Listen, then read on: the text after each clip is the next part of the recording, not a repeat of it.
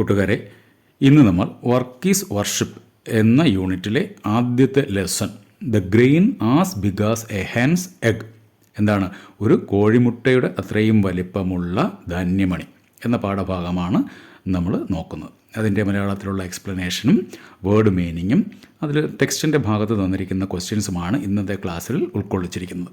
നമുക്ക് പാഠഭാഗത്തിൻ്റെ ഇൻട്രൊഡക്ഷനായിട്ട് തന്നിരിക്കുന്നത് എന്താണെന്ന് നോക്കാം. Farming is not merely an act of cultivating crops. It glorifies labor, helps to develop a concern for fellow beings, and brings about a perfection to human life. അല്ലേ, farming എന്ന് പറയുന്നത്, കൃഷി എന്ന് പറയുന്നത് എന്ത് മാത്രമല്ല, it's not merely an act of cultivating crops. ഏതെങ്കിലും വിള കൃഷി ചെയ്യുക അല്ലെങ്കിൽ വിളവെടുക്കുക, അതിനെ വളർത്തുക എന്നത് മാത്രമല്ല കാർഷിക വൃത്തി കൊണ്ട് അർത്ഥമാക്കുന്നത്. പിന്നെന്താണ്? It glorifies labour. അല്ലേ, മനുഷ്യ അധ്വാനത്തെ എന്ത് ചെയ്യുന്നു? ഗ്ലോറിഫൈ ചെയ്യുക, വാഴ്ത്തുക, സ്തുതിക്കുക.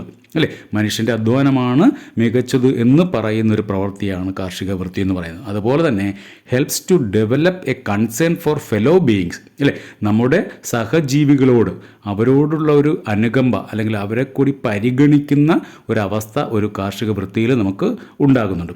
And brings about a perfection to human life. അല്ലേ, മനുഷ്യൻ്റെ ജീവിതത്തിന് ഒരു പൂർണ്ണത വരുത്തുന്നത് എപ്പോഴാണ്? അല്ലെങ്കിൽ അതുകൂടി എന്തിൻ്റെ ഭാഗമാണ്? കാർഷിക വൃത്തിയുടെ ഭാഗമാണ് എന്നാണ് ഇൻട്രൊഡക്ഷനിൽ പറയുന്നത്. അതിനെക്കുറിച്ച് ഉള്ള ഒരു കഥയാണ് തന്നിരിക്കുന്നത്. അല്ലേ, അപ്പോൾ the grain as big as a hen's egg. എന്താണ്? കോഴിമുട്ടയുടെ അത്രയും വലിപ്പമുള്ള ധാന്യമണി. അതിൻ്റെ ആദ്യ ഭാഗം എന്ന് പറയുന്നത് ദ ഡിസ്കഷൻ. അല്ലേ, ഡിസ്കഷൻ എന്ന് പറഞ്ഞാൽ ചർച്ച. അതിൻ്റെ ഇൻട്രൊഡക്ഷൻ, തുടക്ക ഭാഗം എന്താ നോക്കൂ. One day, some children found in a ravine an object shaped like a grain of corn, with a groove down the middle, but as large as a hen's egg. A traveler passing by saw it. He bought it from the children for a penny.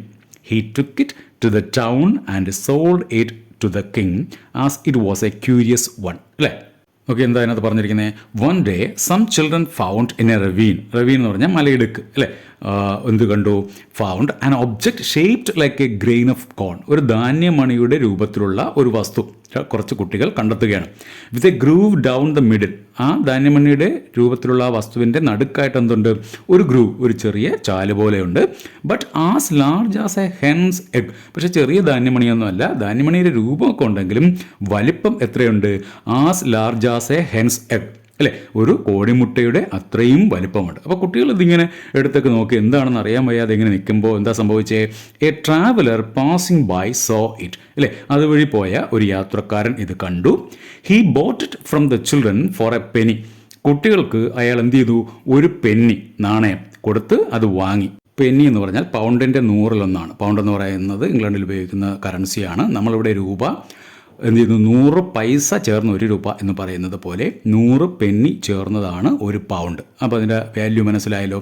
അപ്പോൾ ഈ യാത്രക്കാരൻ ഇത് കുട്ടികൾക്ക് ഒരു Penny കൊടുത്തിട്ട് ആ ധാന്യമണി വാങ്ങി. എന്നിട്ട് അയാൾ എന്ത് ചെയ്തു? He took it to the town and sold it to the king as it was a curious one. അപ്പോൾ അയാൾ നോക്കിയപ്പോൾ വളരെ ക്യൂരിയസ് ആയ, കൗതുകമുള്ള ഒരു സാധനമാണത്. ധാന്യമണി പോലെയൊക്കെ ഉണ്ട്, പക്ഷേ അതിൻ്റെ വലിപ്പം അല്പം വിചിത്രമാണ്, കൗതുകകരമാണ്. അതുകൊണ്ട് അദ്ദേഹം എന്ത് വിചാരിച്ചു? ഇത് ആർക്ക് സമ്മാനിക്കാം?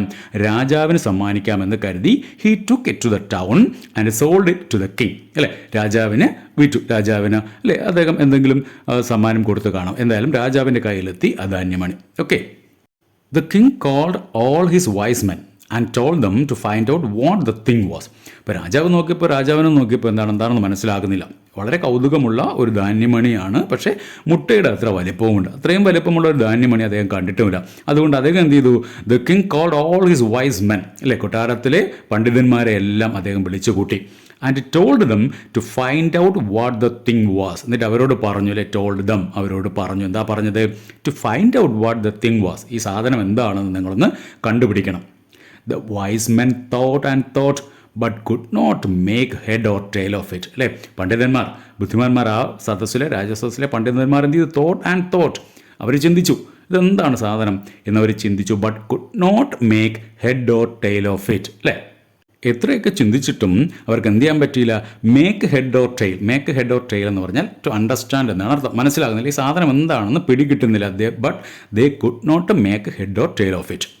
A few days later, when the thing was lying on a window sill. ഇല്ലേ, കുറച്ച് ദിവസങ്ങൾക്ക് ശേഷം, a few days later, when the thing was lying on a window sill, ഈ വസ്തു, നമ്മളെ മുട്ടയുടെ വലിപ്പമുള്ള ഈ ധാന്യമണി എന്ന് പറയുന്ന ഈ സാധനം എന്ത് ചെയ്യുകയാണ്? ലൈങ് ഓൺ എ വിൻഡോ സിൽ, അല്ലേ, ഒരു ജനൽപ്പടിയിൽ ഇങ്ങനെ കിടക്കുകയാണ്. A hen flew in and pecked at it, still she made a hole in it. അല്ലേ, എന്ത് ചെയ്തു? അതുവഴി ഒരു കോഴി പറന്നു വരികയാണ്. ഹെൻ ഫ്ലൂ ഇൻ, അല്ലേ, ജനൽ പടിയിലകത്തേക്ക് ഒരു കോഴി പറന്നു വന്നു. ആൻഡ് പെക്കുക എന്ന് പറഞ്ഞാൽ എന്താണ്? കോഴികളും മറ്റ് പക്ഷികളൊക്കെ കൊത്തുന്നതിനാണ് എന്ത് പറയുന്നത്? പെക്ക് എന്ന് പറയുന്നത്. Okay, PEC, pecked at it, അല്ലേ, എന്തുവരെ എങ്ങനെ കൊത്തി കൊത്തി അവസാനം എന്ത് സംഭവിച്ചു? Till she made a hole in it, അതിനകത്തൊരു കണ്ണ് വീണു. Then everyone saw that it was a grain of corn, അല്ലേ, അപ്പോഴാണ് എന്ത് ചെയ്തത്? അതിൻ്റെ വലിപ്പവും ഇതൊക്കെ ആൾക്കാരൊക്കെ എന്ത് ചെയ്തു? ആ ഹോളിലൂടെയാണ് മനസ്സിലാകുന്നത് എന്താണ് ഇതൊരു ധാന്യമണിയാണ്.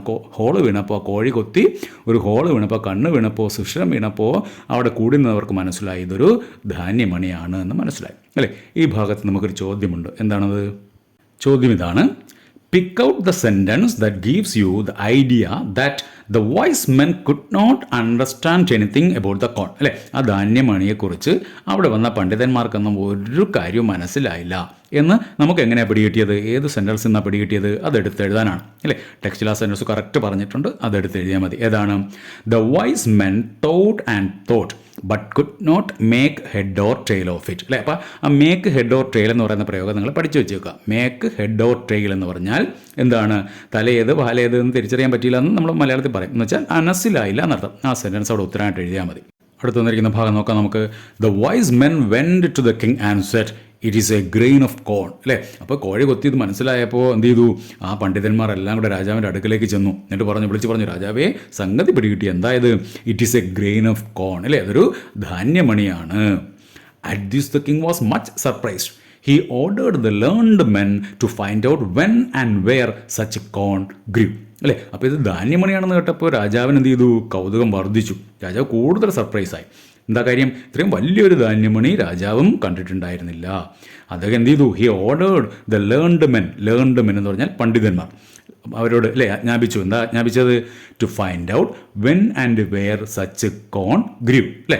When and where such corn grew, അല്ലേ, എവിടെ, എപ്പോൾ, ഏത് കാലഘട്ടത്തിലാണ്, അല്ലെങ്കിൽ എവിടെയാണ് എന്ത് ചെയ്തത്? ഇതുപോലെ വലിപ്പമുള്ള, ഇതുപോലെ ക്യൂരിയസ് ആയ, കൗതുകം ജനിപ്പിക്കുന്ന ഈ ധാന്യമണി വളർന്നത് അല്ലെങ്കിൽ നട്ടിരുന്നത് എവിടെയാണ്, അല്ലേ, എവിടെ വെച്ചാണ്, അല്ലെങ്കിൽ ഏത് കാലഘട്ടത്തിലാണ് ഇത് വളർത്തിയിരുന്നത് എന്ന് കണ്ടുപിടിക്കാൻ വേണ്ടി പറഞ്ഞു. ഉടനെ പണ്ഡിതന്മാരെല്ലാം കൂടെ എന്ത് ചെയ്തു? The learned men pondered again and searched in their books, അല്ലേ. ദ ലേൺഡ് മെൻ, പണ്ഡിതന്മാർക്ക് പറ്റുന്ന എന്താണ്? പുസ്തകത്തിൽ ഇതിനെക്കുറിച്ച് വല്ലതും പറഞ്ഞിട്ടുണ്ടെങ്കിൽ നോക്കി കണ്ടുപിടിക്കുക എന്നുള്ളതാണ്. അതുകൊണ്ട് ഉടനെ പണ്ഡിതന്മാരെല്ലാം കൂടെ എന്ത് ചെയ്തു? ദേ പോണ്ടർഡ് അഗെയിൻ, അല്ലേ, വീണ്ടും അവർ ചിന്തിക്കാൻ തുടങ്ങി. ഇതിനെക്കുറിച്ച് എവിടെയെങ്കിലും പറഞ്ഞിട്ടുണ്ടോ? തങ്ങൾ വായിച്ചിട്ടുള്ള ഏതെങ്കിലും പുസ്തകത്തിൽ ഇതിനെക്കുറിച്ച് പറഞ്ഞിട്ടുണ്ടോ എന്ന് ആലോചിച്ചു. പോണ്ടർ എന്ന് പറഞ്ഞാൽ ചിന്തിക്കുക, to think. Okay. And searched in their books, അവരെവിടെയാണ് പരിശോധിക്കുന്നത്? പുസ്തകങ്ങളിലാണ് പരിശോധിക്കുന്നത്. എന്തിനെക്കുറിച്ച്? ധാന്യമണിയെക്കുറിച്ച്, അല്ലേ. പക്ഷേ ധാന്യമണിയെക്കുറിച്ച് പുസ്തകത്തിൽ എന്തെങ്കിലും പറഞ്ഞിരിക്കാൻ സാധ്യതയുണ്ടോ? ഇല്ല. And searched in their books but could find nothing about it. Could find nothing, അല്ലേ, ഒന്നും തന്നെ കണ്ടെത്താൻ പറ്റിയില്ല. So they returned to the king and said, അങ്ങനെ നേരത്തെ പോലെ വീണ്ടും രാജാവിൻ്റെ അടുക്കൽ ചെന്ന് പറഞ്ഞു, we can give you no answer your majesty, അല്ലേ രാജാവേ, എന്ത് ചെയ്യാൻ പറ്റത്തില്ല, അങ്ങേക്ക് ചോദിച്ചതിനൊരു മറുപടി ഞങ്ങളെ കൊണ്ട് പറ്റുമെന്ന് തോന്നുന്നില്ല. We can give you no answer. നോക്കൂ, we cannot give you an answer എന്ന സെൻറ്റൻസ് വേറൊരു സ്റ്റൈലിൽ പറഞ്ഞിരിക്കുന്നതാണ്. We can give you no answer, അല്ലേ, ഞങ്ങളുടെ കയ്യിൽ അങ്ങേക്ക് തരാൻ മറുപടി ഒന്നുമില്ല. There is nothing about it in our books, അല്ലേ, ഞങ്ങൾ പഠിച്ച പുസ്തകത്തിലൊന്നും ഇങ്ങനെ ഒരു ധാന്യമണിയെക്കുറിച്ച് ഒന്നും പറഞ്ഞിട്ടില്ല. You will have to ask the persons. അതുകൊണ്ട് അങ്ങ് എന്ത് ചെയ്യണം? ധാന്യമണിയെക്കുറിച്ചൊക്കെ അറിയണമെങ്കിൽ തീർച്ചയായിട്ടും you will have to ask the persons, അല്ലേ. പേഴ്സൺസ് എന്ന് പറഞ്ഞാൽ കർഷകർ. ഏതെങ്കിലും കർഷകരെ വിളിച്ച് ചോദിക്കുന്നതായിരിക്കും നല്ലത്. പെർഹാപ്സ് എന്ന് പറഞ്ഞാൽ ഒരു പക്ഷേ, perhaps some of them may have heard from their fathers when and where a grain grew to such a size, അല്ലേ. ഇപ്പോൾ കൃഷി ചെയ്യുന്ന നമ്മുടെ നാട്ടിലുള്ള ഏതെങ്കിലും കർഷകനെ വിളിച്ച് ചോദിച്ചു കഴിഞ്ഞാൽ അവർ ഇത്തരം വലിപ്പമുള്ള ധാന്യമണി കണ്ടിട്ടുണ്ടാകില്ല എങ്കിലും അവരൊരു പക്ഷേ some of them may have heard, അല്ലേ, അവർ കേട്ടിട്ടുണ്ടാകും. എവിടെ നിന്ന്? ഫ്രം ദെയർ ഫാദേഴ്സ്, അല്ലേ, അവരുടെ അച്ഛന്മാരിൽ നിന്നോ അല്ലെങ്കിൽ അവരുടെ പൂർവികന്മാരിൽ നിന്നോ ഒക്കെ അവർ കേട്ടിട്ടുണ്ടാകും. എന്ത് കേട്ടിട്ടുണ്ടാകും? When and where a grain grew to such a size, അല്ലേ, ഇത്രയും വലുപ്പത്തിൽ ഒരു ധാന്യമണി ഉണ്ടായിരുന്നത് എവിടെയാണ് അല്ലെങ്കിൽ എപ്പോഴാണ് എന്നൊരു പക്ഷേ കർഷകർ എങ്ങനെയെങ്കിലുമൊക്കെ കേട്ടിട്ടുണ്ടാകും എന്ന് പറഞ്ഞു, അല്ലേ. ആ ഭാഗത്ത് നമുക്കൊരു ചോദ്യമുണ്ട്. എന്താണ് ചോദ്യം? നോക്കിയേ. ഇതാണ് ആ ചോദ്യം. The learned men failed to find an answer about the corn. അല്ലേ, ആ ധാന്യത്തെക്കുറിച്ച് രാജാവിൻ്റെ ചോദ്യത്തിന് മറുപടി കണ്ടെത്താൻ ആ പണ്ഡിതന്മാർക്ക് കഴിഞ്ഞില്ല. What do you think the king would do next? അല്ലേ, അപ്പോൾ രാജാവ് അടുത്തതായിട്ട് എന്ത് ചെയ്യും എന്നാണ് നമ്മൾ നിങ്ങൾക്ക് മനസ്സിലായതെന്നാണ്. സ്വാഭാവികമായിട്ടും ആ പണ്ഡിതന്മാർ തന്നെ രാജാവിനോട് പറയുന്നുണ്ട് എന്താണ്, ഏതെങ്കിലും കർഷകരെ വിളിച്ച് ചോദിക്കാൻ. അപ്പോൾ തീർച്ചയായിട്ടും രാജാവ് എന്ത് ചെയ്യും, ഏതെങ്കിലും കർഷകരെ വിളിച്ച് ചോദിക്കും. അല്ലേ, അപ്പോൾ നമുക്ക് ആൻസർ എങ്ങനെ എഴുതാം? The king would seek the help of some old farmers to know about the corn. അല്ലേ, ആ രാജ്യത്തുള്ള കുറച്ച് പ്രായമേറിയ, കുറച്ച് വയസ്സായ ഏതെങ്കിലുമൊക്കെ കർഷകരെ വിളിച്ച് ചോദിക്കുമായിരിക്കും. ഇതാണ് അതിൻ്റെ ഉത്തരമായിട്ട് നമുക്ക് എഴുതാൻ പറ്റുന്നത്. ഓക്കെ, അടുത്ത ഭാഗം നോക്കാം. അങ്ങനെ രാജാവ് എന്ത് ചെയ്തു? രാജാവിന് മനസ്സിലായി തൻ്റെ രാജസദസ്സിലെ പണ്ഡിതന്മാരെ കൊണ്ടൊന്നും ഇത് പറ്റത്തില്ല. അല്ലേ, എന്ത് ചെയ്യാം, വേറെ ആരെങ്കിലും വിളിച്ച് ചോദിക്കാം എന്ന് മനസ്സിലാക്കിയ എന്ന് തീരുമാനിച്ച രാജാവ്, so the king gave orders that some very old persons should be brought before him. അല്ലേ, രാജാവ് ഉത്തരവിട്ടു. രാജാവ് ഗേവ് ഓർഡേഴ്സ് എന്ന് പറഞ്ഞാൽ ഉത്തരവിട്ടു. രാജാക്കന്മാർ അങ്ങനെയാണല്ലേ, എന്തെങ്കിലും ആവശ്യം ഉണ്ടെങ്കിൽ എന്ത് ചെയ്യും, ഉത്തരവിട്ടാൽ മതി. അല്ലേ, അത് രാജസദസ്സിലുള്ള പടയാളികളും അല്ലെങ്കിൽ അവരുടെ ഭൃത്യന്മാരും പരിചാരകരൊക്കെ ചേർന്ന് എന്ത് ചെയ്യും, അതങ്ങ് സാധിച്ചു കൊടുക്കും. പണ്ടൊക്കെ അങ്ങനെയായിരുന്നു നമ്മുടെ നാട്ടിലും. അപ്പോൾ ഇവിടുത്തെ രാജാവ് അങ്ങ് ഉത്തരവിട്ടു. എന്താണ്? To bring some old persons. അല്ലേ, ആരെ കൊണ്ടുവരിക? കുറച്ച് വയസ്സായ, വൃദ്ധരായ, പ്രായമേറിയ കർഷകർ. ഈ രാജ്യത്ത് ഇപ്പോൾ ഉള്ള പ്രായമേറിയ കർഷകരെ കുറച്ചുപേരെ വിളിച്ചുകൊണ്ട് വരാൻ വേണ്ടി പറഞ്ഞു. ഒട്ടനെ രാജാവിൻ്റെ ഉത്തരവ് കേട്ട ഉടനെ എന്ത് ചെയ്തു? ഒട്ടും അമാന്തിച്ചില്ല, താമസിച്ചില്ല. His servants found one such man and brought him to the king.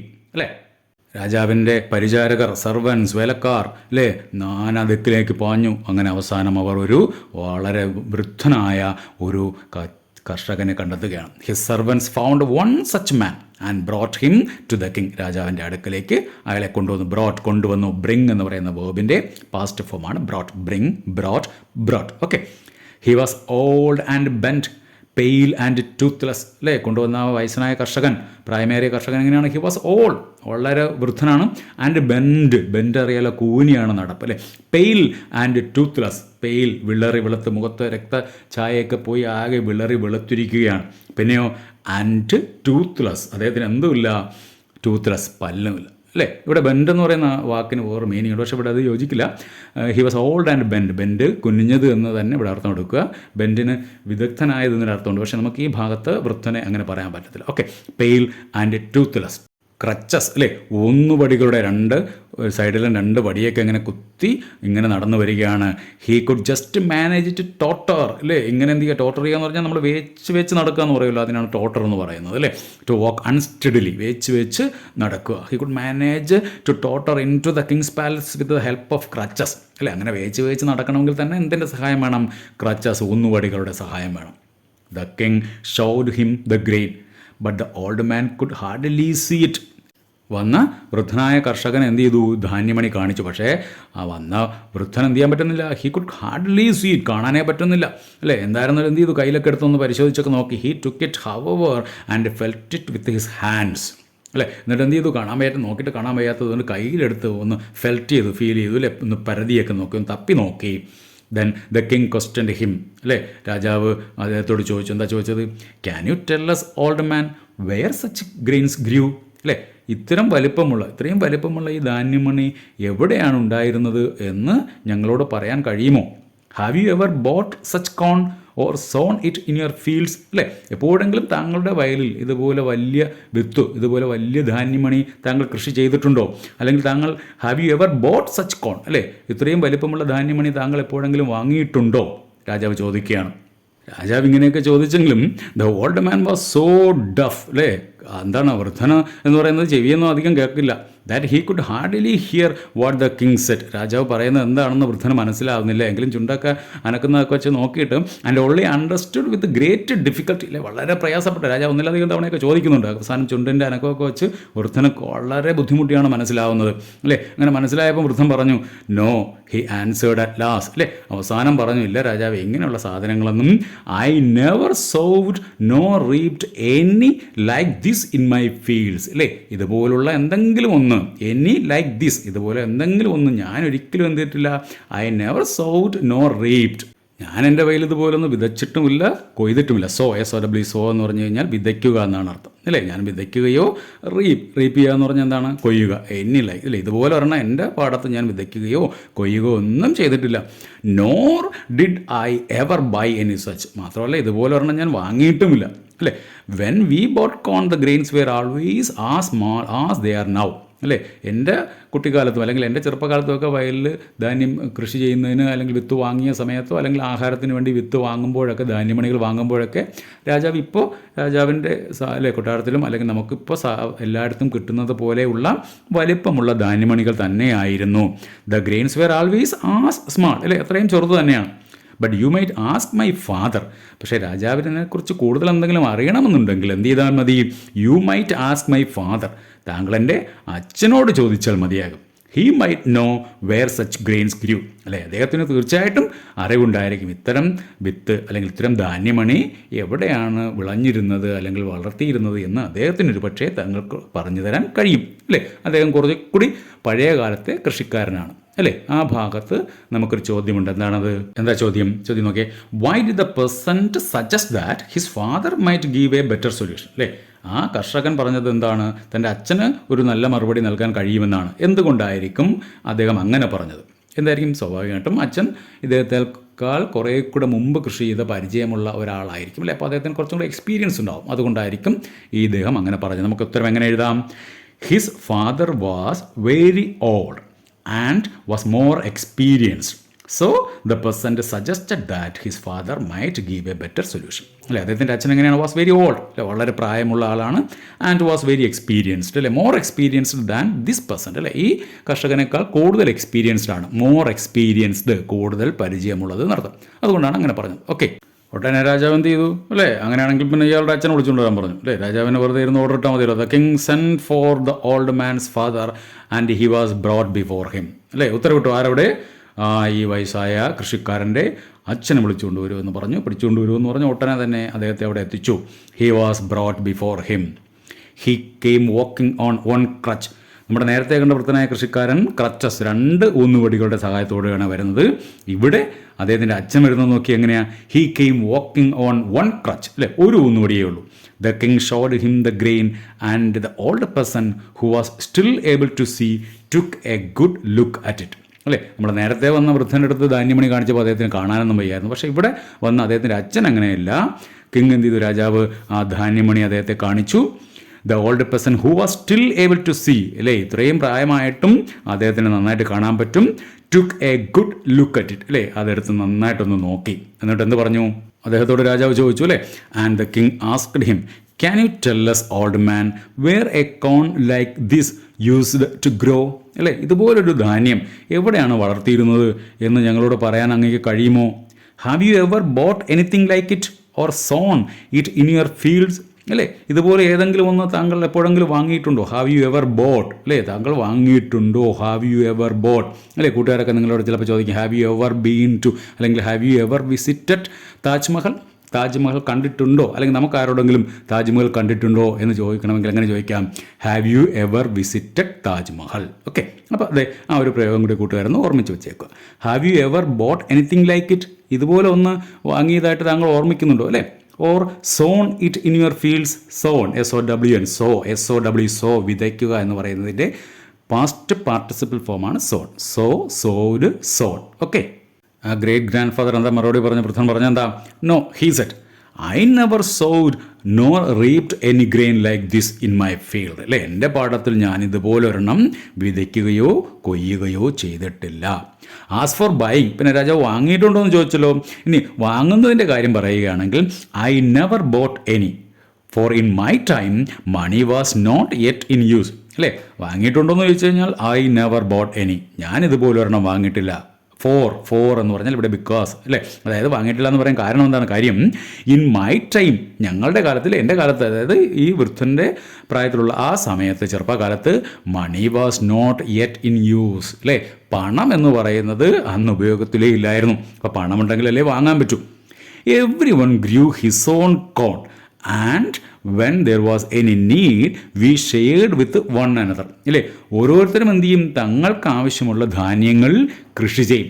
പിന്നെ എന്തെങ്കിലുമൊക്കെ അധികം ആവശ്യം വരികയാണെങ്കിൽ we shared with one another അല്ലേ. അത് പൈസ കൊടുത്ത് വാങ്ങുകയല്ല, നമ്മൾ എന്ത് ചെയ്യും, ഷെയർ ചെയ്യും, പങ്കുവയ്ക്കും അല്ലേ. നോക്കൂ, ആ കാലഘട്ടത്തെക്കുറിച്ച് വൃദ്ധൻ പറയുകയാണ്, വൃദ്ധൻ്റെ കാലഘട്ടത്തെക്കുറിച്ച് അല്ലേ. എന്തെങ്കിലും ആവശ്യമുള്ളത് നമ്മൾ തന്നെ വളർത്തും, നമ്മൾ തന്നെ കൃഷി ചെയ്യും.